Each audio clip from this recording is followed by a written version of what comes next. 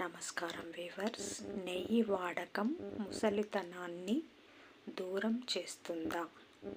నెయ్యి ధారణాశక్తి కలది.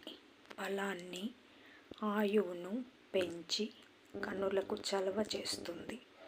చక్కటి కంఠస్వరాన్ని ఇస్తుంది. ఆవు నేతితో తలంటూ ఆరోగ్యం.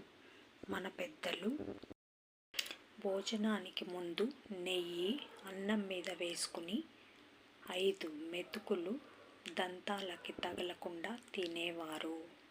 తద్వారా ఖాళీ కడుపులోని వాయువు ఆవిరైపోతుంది. 2 చిన్న గుక్కలు నీళ్లు త్రాగి ఆపై భోజనానికి ఉపక్రమించేవారు. ఎముకల్లోని మూలగలోను చమురును వృద్ధి చేస్తుంది.